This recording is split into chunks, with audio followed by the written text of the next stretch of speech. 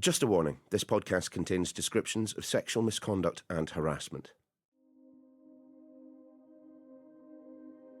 From the actors' strike to the Me Too movement, there have perhaps never been more reasons not to pursue a career as a performer. Most who do never really make it big. Yet, British drama schools are extremely competitive. They're the place where many students' dreams of becoming actors on stage and on screens big and small begin to become a reality.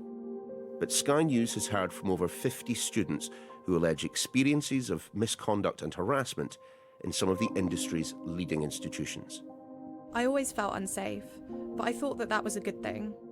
The people you hear in this podcast who share their experiences, their names and voices have been changed, fearful of the impact it could have on their future careers. I was walking to the tube every morning and I was hoping that a car would hit me on the journey. Our correspondent Ashna Hurynag has been conducting the investigation and she joins me now. What we have noticed within these institutions is that there appears to be an underbelly of sexual misconduct, harassment, inappropriate behaviour in some classes, which has made students feel incredibly vulnerable and incredibly exposed. These are institutions which they have strived perhaps all their lives to try and get into, and their hopes and dreams are pinned on the training that they're going to get. And it is, in the UK, world-class training, only to discover that they feel unsafe or they're feeling in danger by some of what they experience.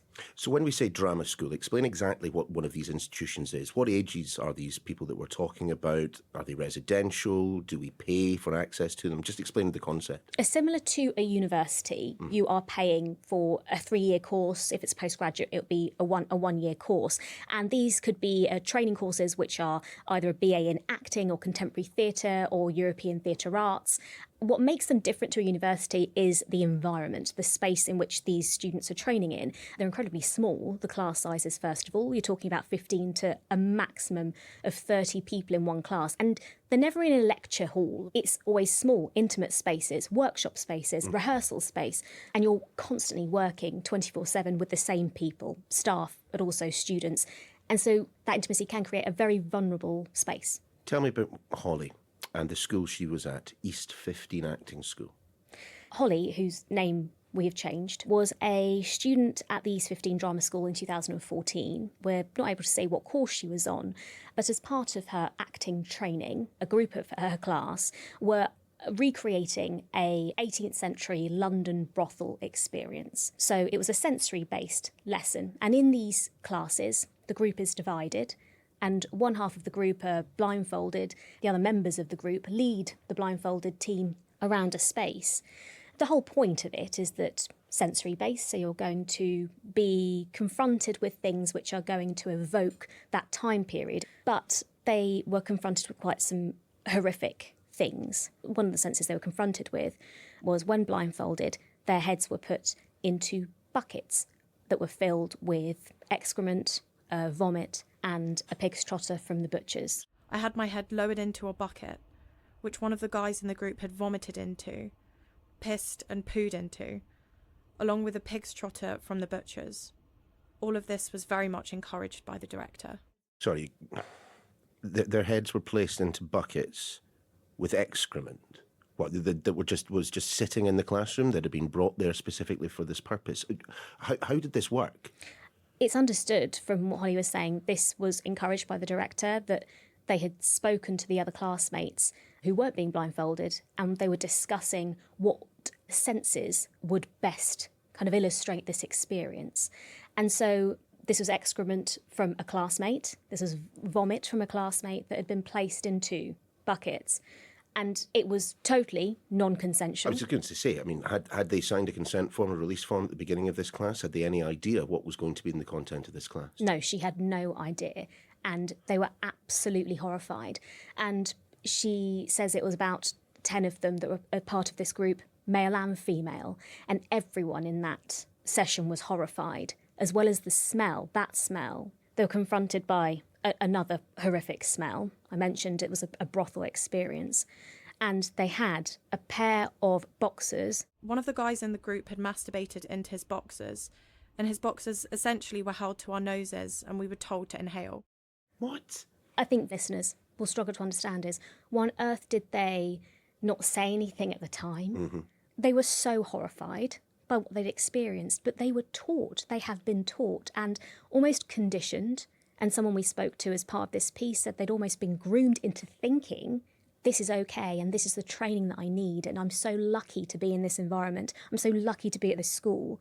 And so therefore they feel as though they can't say anything about it. And it's only looking back retrospectively that they say that this happened and that it was completely wrong. What else, if anything, did Holly experience at the school, the East 15 acting school? There were sessions, she claims, in which, again, they were blindfolded as part of this same lesson and their hands were placed on bulges and breasts. She also talks about how there was a lot of inappropriate touching, and she also spoke about something called naked classes. And I think if people who have been through this vocational training or people that have been in the industry, actually this term naked classes is quite a common one, in which it's essentially in a lesson, students are encouraged to take their clothes off, to undress in front of other students. And I think the idea of it is to show, are you willing to push your boundaries? Remove inhibitions, so on and so forth. Yeah. But it's a fairly drastic way of having to prove you have no inhibitions. It is. And particularly within the context of not asking for consent, not asking if people are comfortable with that. And of course, it's worth saying acting training is about being vulnerable. It's about pushing your boundaries. And it's about building resilience. I mean, two words we haven't mentioned so far, but which I would have thought might have had a bearing on all of this. Me Too. When did this happen to Holly, and what has been the response from the school? These experiences happened to Holly in 2014. The Me Too movement came about in 2017. And since then, it actually took that movement for a lot of these schools to implement a student sexual misconduct policy. A lot of those schools have them now. All of the schools do have a safeguarding policy, a well-being one, and one around student safety. But with regards to Holly's experience, since that time, in 2021, the code of conduct for that particular school has been updated. It includes a new code of conduct when it comes to rehearsal rooms, to professionals and also students, code of conduct-wise, and new guidelines on intimacy and consent. And sessions on intimacy and consent are given to all students. But that is only one particular school. We're talking about 18, and of the 50 students that we spoke to as part of this investigation, all of them anonymously, they are from a multitude of these schools, and all of them face a daily trauma. A lot of people that we spoke to are speaking retrospectively, but many of the students that we're speaking to are currently in these schools now. So tell me about Hannah's experience then. He would say things like, try that harder, try that deeper, and he'd watch and just kind of like snigger to himself. She was a performing arts student, and as part of these sessions, sometimes you're required to warm up in a certain way, sometimes massages take place. It's a very common thing for teachers in some of these schools to assess energy out of students. It's kind of picking on a certain element of a person's personality that maybe they can use to hone their craft a bit more. In her experience, one teacher, she says, watched her as she walked around the room, and she says in a very suggestive tone, and whilst gesturing to intimate parts of her body, referred to the fact that her energy comes from her sex organs. And took her aback. There were about 8 people in this class. Made her feel uncomfortable. There was a session where he would watch how we walk and where our energy comes from just by watching us walk. So he'd watch us as we walked around the classroom, and he said to me, like, wow, your attitude really comes from your sex organs, doesn't it? She says that this same teacher every week would do these deep tissue massages and get students to do them on each other. This person would also do them on one of the students. And he'd walk around and he would make suggestive innuendos and comments. She told me that he would say things like, try that harder, try that deeper, which ultimately made her and her classmates feel incredibly vulnerable and exposed. Yeah, another fairly disgusting way to deal with a young person in a nominally education environment. What a Megan, then? She was another person that you've spoken to, another name that we've changed, and another institution that we're not naming, though. I was asked to seduce the boys on my course and crawl to them while singing a solo. So I started to do that. I started to feel very uncomfortable but couldn't stop. So I started to cry, and once I was crying, I was asked to sing it 2 more times, and then I was allowed to sit down. I look back on that experience, I can't fathom what the lesson is apart from a sense of being broken. Megan says that her experiences led her to feel like she wanted to take her own life. And it didn't just happen because of one incident. She said there were multiple issues and multiple incidents throughout her 3 years of her degree. They gave us locations to start these improv scenes, and the location I was given with my scene partner was a sex shop. I had to simulate being penetrated. Everyone was laughing, and I know they weren't laughing at me, but I felt incredibly uncomfortable and exposed. Every time she raised some issue or some concern, felt brave enough to raise some issue, she was battered away, told to grow a thicker skin. In one lesson, a singing lesson, she was asked to sing a certain song, I think it was She's So Lovely, but the teacher told her to sing that song in a sexually suggestive way and cruel to the male classmates. Again, she thought she was being asked to do this for that person's own pleasure. But she sang it again and again, and it still wasn't good enough. Expletives were used. Do that better, more sexual. It's only when she started crying, she got her to sing it 2 more times, and only then was she allowed to stop singing and sit back down. And it's the constant berating of that person that tore away at her personality. And she said to me, there's no other feeling that I took away from that lesson apart from a sense of feeling broken. I was walking to the tube every morning, and I was hoping that a car would hit me on the journey, because that would at least free me from the all-consuming fear of what would be done to me. I knew it would be humiliating, terrifying and exposing, and I was like a raw nerve that had just been carved away and carved away.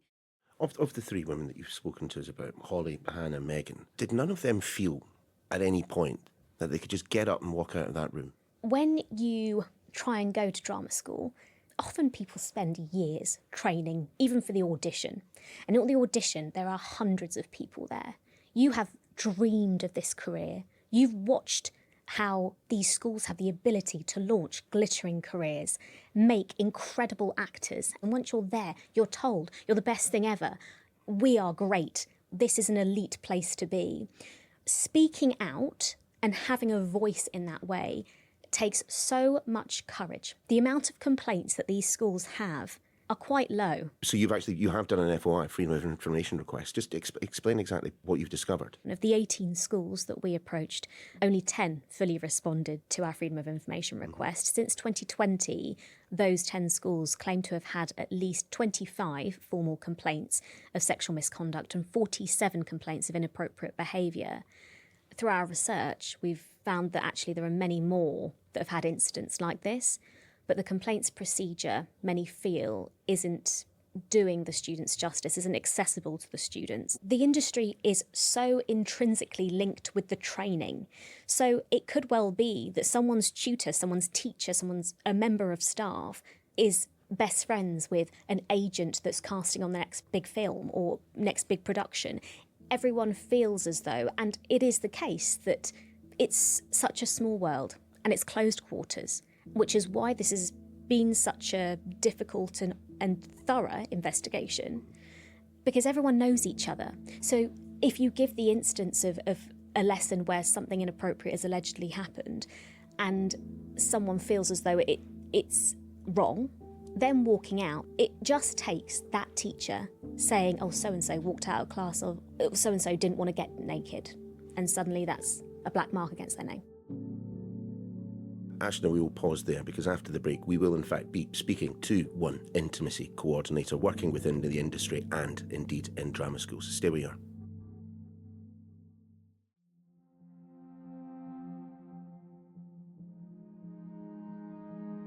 So in these more enlightened times, how can drama schools, film and TV sets ensure that when actors are asked to perform in an intimate or uncomfortable manner, they do so safely and with consent? Well, they often turn to intimacy coordinators like Robbie Taylor Hunt. Robbie, good to see you. You'll have seen Ashna's report. Is this behaviour you recognise? Drama school settings can be a really fraught space when it comes to intimate practice. So as an intimacy coordinator, I'm concerned with how we come to look at any staged intimacy that happens between actors. There's a sense of power dynamics that can be really present. There's a sense of real desire to do well and a sense to need to say yes. So that is something that as an intimacy practitioner, I'm very aware of. And in the work that I do in drama schools, that's something that we're trying to unpack. It's something we're trying to unpack in the industry overall. What is the need for an intimacy coordinator? So intimacy professionals are absolutely required because in the staging and performance of intimacy, it's a very personal thing to have to do, right? You're actually kissing, you're simulating sexual acts, you're showing your real nude body. And that deeply personal thing, when we're doing it in a job, which is acting, it's a job, you need a professional framework for that. You talk to actors and their friends, everyone will have some sort of horror story about these things going a bit wrong. And at best, it kind of being a bit awkward, but fine. Or at worst, there being actual cases of sexual harassment happening. It's that sticky place where you're going, this is a really personal thing, but this is a professional setting. And there's all these power dynamics in play. Someone wants to get their next job. They want to be cast again. They're so grateful to be there. There's money on the line, successful positions on the line. That makes it just a really tricky dynamic. So explain your role then on a set or in a kind of a drama school setting, and practically what you do to ensure that people don't feel that boundaries have been overstepped. So in terms of what that looks like, it's a lot of conversations, it's a lot of facilitating discussions between actors, directors, making sure that we're all clear with what's going to happen on the day. It's a lot of me advocating for the actors when someone says, what the script says this and the director's asked me to do this. I don't know how to tell them I don't want to, but I don't want to do that level of nudity or perform that simulated sex act. And then I'm there to go, my absolute priority is looking after you and making sure you feel supported. Robbie, have there ever been occasions on which you felt that your presence on set was little more than box ticking? The reason I asked that question is you mentioned, a director making demands of actors on set or even before getting to set. Look, if the director says this scene is being performed nude, you do it or you're not getting the job. I mean, surely that's the case. So in terms of the box ticking, there's definitely been times earlier in my career of working as an intimacy coordinator, particularly where either people didn't know what to do with me, so I kind of got a bit shut out, or that there was a real sense of, we have to do this now because the industry says so, but we kind of don't want to fully implement it into the process. So yes, then sometimes there will be a sense that it's just for sort of the visuals. Intimacy coordinators are one part of making sure that sexual harassment doesn't happen, that there isn't anyone feeling like uncomfortable or that they've been put in a position of harm on a set or in a drama school. Robbie, I'm just wondering then, from your position kind of adjacent to this industry, whether you think perhaps, this industry has problems with intimacy across the board from start to finish. You've heard Ashna's reporting about these situations in drama schools. You have been on set yourself and have been in circumstances where you've facilitated people doing their job, in a way that makes them comfortable. But I'm sure you've heard stories from actors where that has not taken place. I'm just wondering if there is something to do with acting with this industry, which means that people who are attracted to it, people who are important within it, have some pretty significant problems with understanding where personal boundaries are. The industry, the Me Too movement highlighted that this is a particular issue in the film, TV, acting industry. But as many people will tell you, it's not just an issue within the TV, film, theatre industries, right? This is an issue with sexual harassment happening is in every corner of society. And people will argue that the Me Too movement and the people in it being able to speak about that is brilliant and absolutely necessary. And there's still lots of areas and industries where they haven't had their Me Too movement yet. There's people who wield a lot of power to be able to make or break people's careers. Anyone having a position of power over someone else isn't inherently bad, right? But when there's huge, vast separations of power between people, and that is completely facilitated, if not celebrated, by an industry, in terms of these, huge directors and producers, and then actors who are otherwise completely broke, desperate for getting that first job. In that power dynamic being so fraught, I don't think it's anything about being an actor or the people who tend to go towards acting or towards the creative industry that means that they are more likely to show behaviors that are going to be predatory or make people uncomfortable. I think it's the environment and the situation which facilitates it that allows these things to be encouraged or for things to fall through the gaps and people end up being unsupported. Robbie, thank you. A spokesperson for the University of Essex and East 15 Acting School said this: "We are appalled by the issues that have been raised, which do not reflect our values. This case was not reported in 2014, but having had this brought to our attention, we are appointing an independent reviewer to complete a full investigation."